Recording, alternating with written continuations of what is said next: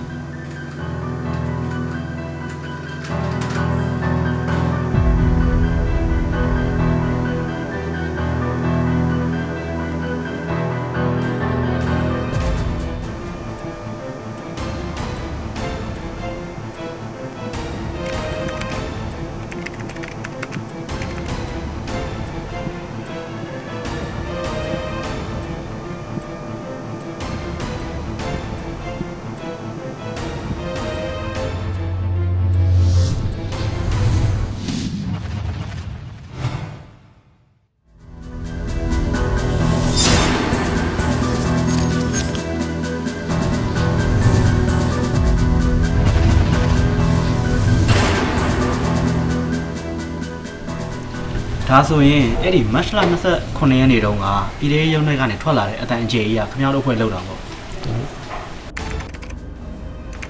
ခေါ်လိုက်တော့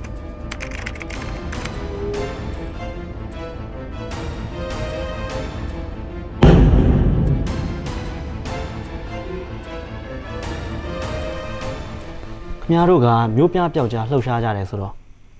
ခင်ဗျားတို့ရဲ့လုပ်ရက်တွေကြောင့်စစ်တပ်ကနေပြီးတော့သူတို့တင်ထားတဲ့အာဏာကိုပြန်ပေးပြီးတော့တော်လန်ရေးကြီးနိုင်သွားလိမ့်မယ်လို့ခင်ဗျားထင်တာလား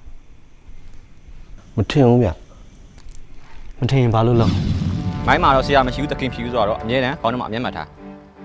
နော်တစ်ချက်မှားတာနဲ့အသက်ပြောက်သွားလိမ့်မယ်တခါတည်းဒီမိုင်းကျွန်တော်ဖောက်ခွဲတော့မှဆိုသူများကိုမလုပ်ခွင့်ကိုယ့်အသက်ကဆုံးရှုံးဖို့ကအမြဲတမ်းတွေးထားလိုက် ကျွန်တော်အနေနဲ့ဒီနေ့ကစပြီးတော့ PDGB အဖွဲ့ကိုစပြီးတော့ဖွဲ့စည်းမယ် ကျွန်တော်တို့ဒီຫນွေဦးတော်လှန်ရေးကိုနိုင်မယ်လို့ထင်တာ